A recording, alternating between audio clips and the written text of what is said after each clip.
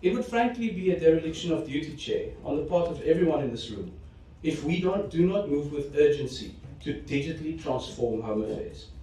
If we collectively fail to do so, the repercussions for national security will be on all of our hands. This brings me to the second lesson from these case studies, which is simply this, Chair. Until such time as Home Affairs has transformed into a digital-first department, these abuses will keep happening.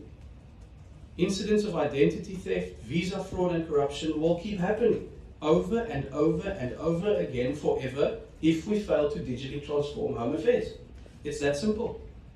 And in fact, I put it to this committee that your job of holding myself, the Deputy Minister and the Department to account will be rendered nearly impossible in the absence of the digital transformation we must seek. Because beyond the specifics of the individual cases, which the Director General and his team will present shortly, there are a number of general lessons or conclusions that I think we must take very seriously.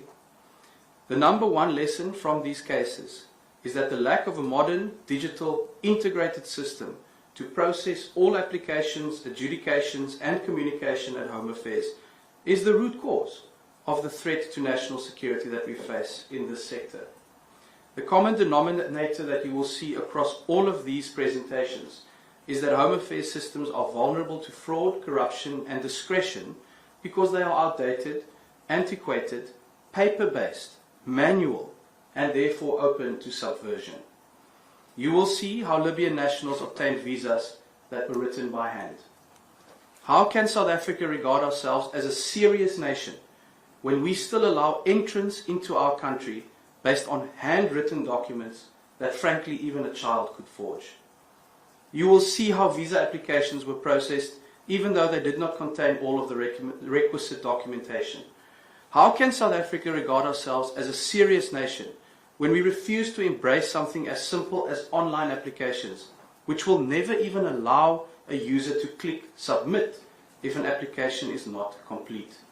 Honestly and with all sincerity, that instances like these, and potentially worse, will keep happening for as long as Home Affairs is forced to process manual, paper-based and vulnerable processes subject to human discretion and without the resources we require to move forward. For as long as we fail to use technology to make up for the capacity shortfall and close the gaps for human discretion, it is not a question of if abuses will be exposed, it remains a matter of when. If we allow things to continue as they are, Home Affairs will simply remain a department of firefighters. And I can say we have some damn good firefighters, but they are firefighters nonetheless. We will appear before Parliament over and over again for the next 5 years to account on how we are putting out fires like these. Then some of us will leave, some of us will be voted out, but the fires will continue and they will burn ever more bright.